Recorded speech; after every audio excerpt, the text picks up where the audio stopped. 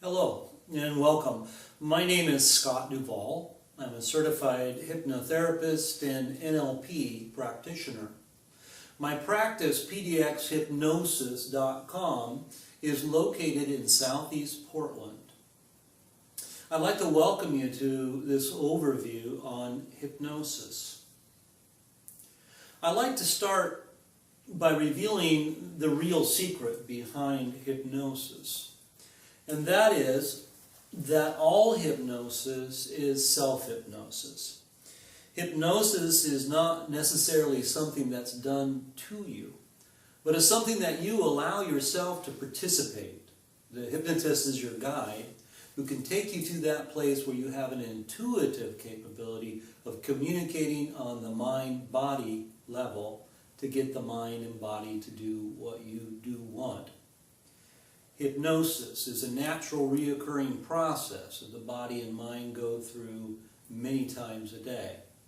And that means that everyone is hypnotizable, with the exception of perhaps someone that's had brain damage from an accident that doesn't have the ability to pay attention. And so in hypnosis, we're working with the conscious mind and the subconscious mind. The conscious mind is our analytical, critical mind. It wants to understand everything, label it, put it in its cubby. Often when we're trying to create change consciously, that critical factor of the conscious mind gets in the way and prevents us from making the changes that we desire. Through trance, which is focused attention, we have the ability to bypass the critical factor of the conscious mind and get direct access to the subconscious mind. Now, I like to describe the subconscious mind as just like the hard drive on your computer. It just holds information. It's got all of our life experiences stored there, our beliefs, our values. Now, the subconscious mind is also our creative mind. Gives us the ability to imagine, pretend, and think about things, create things. More importantly for change, and with hypnosis, the subconscious part of the mind works in conjunction with our thoughts and our beliefs, which create emotions that create neurochemical responses that run through the autonomic nervous system of our body that just get our body to do what it does naturally, automatically. Now, for the most part, this works very well for us. We don't have to think about regulating our heartbeat, our respiration, our body temperature. However, sometimes a habit that we don't want can get locked into that automatic process, making it difficult for us to change. Now, the interesting thing is about the subconscious mind is it doesn't have the ability to differentiate between reality and a vividly imagined situation. It will react equally the same. Now, a classic example of this is if you've gone to the theater and perhaps you're watching one of those love story, tearjerker movies. And we get so invested in it, we get so focused in, that pretty soon we get that lump in our throat. We begin to well up. Or maybe it's one of those scary suspense movies and we get so on the edge of our seat and our blood pressure goes up. Well, these are not real life situations, but we got so sensitorily focused in on that story that it overrided the system and allowed our body to act as if that were true. Now, to me, this is how hypnosis works. We have that ability to go in on that subconscious level and create such a vividly imagined experience of you being successful at reaching your outcome, that it implants that as an imagined experience. And the body and mind work and react as if that were true. Now, this is the same thing that we do with professional athletes. They come in, we put them in a light trance, or we guide them into a light trance, And they do what's called mental rehearsal. They'll just imagine making that free throw, or they'll make that putt each and every time. We call this mental experience or imagined experience. And you know, it's been proven scientifically that that is actually more effective than practicing that in our physical body. So, lots of different ways to induce somebody into a focused or a trance state.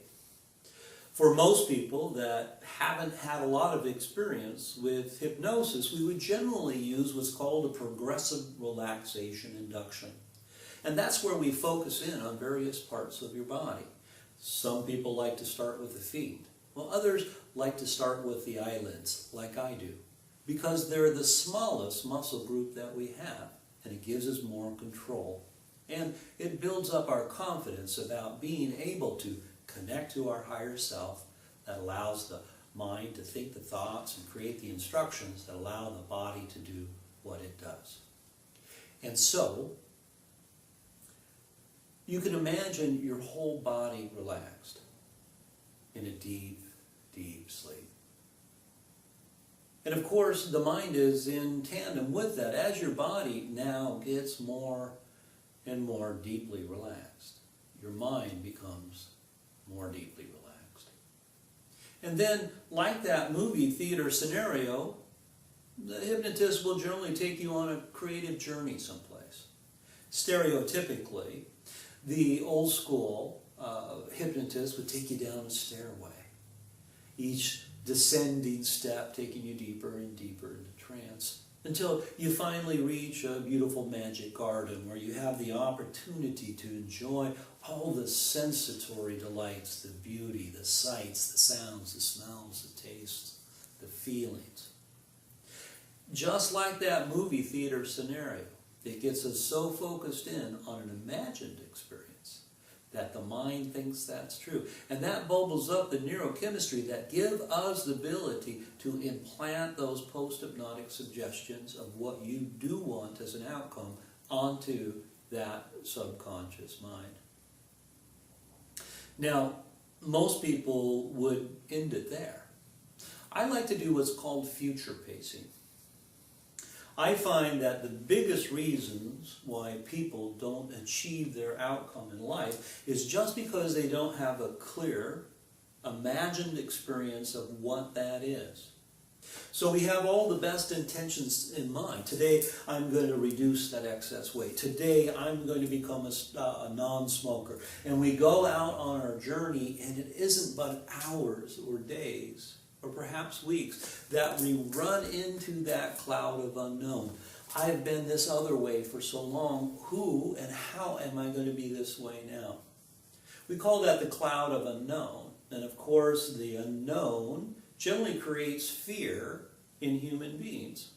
And human beings generally move away from fear back to what is comfortable, what's expected, what is familiar, even if that is dysfunctional, outdated, and in some of the habits that we choose, actually detrimental to our well-being. So by erasing that cloud of unknown, implanting that clear, vivid depiction of what you do want and how it's going to be when you get there, it erases that cloud of unknown, and it frees up the mind to do what it is designed to do.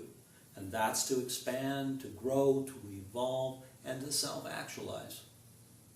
So, all hypnosis is self-hypnosis.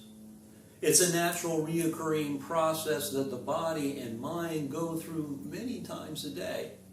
And because everyone is hypnotizable, the only reason why a person wouldn't allow themselves to relax and participate to the depth that they're going to achieve their outcome is just if they have any underlying fears or concerns about hypnosis itself. Thank you Hollywood, those old Vincent Price movies or some of the movies that's been depicted in the theaters, people have generally 3 common fears that they come into the hypnotist with. And the first one might be that the hypnotist can implant a suggestion into someone's head and make them do something that they don't want to do. This is just not true. You are always in control when you are in hypnosis. You're aware of everything going on. As a matter of fact, because you're so focused, you're actually 200 times more present in the moment than you would be in the regular everyday state.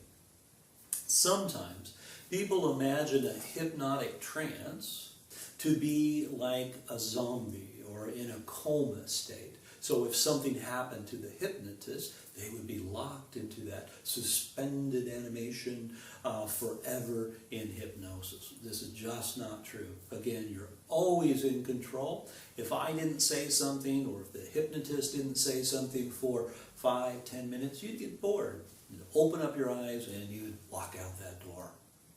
Last but not least, because of some old spy movie, sometimes people have an unwarranted fear that they're going to reveal something about themselves they just don't want people to know.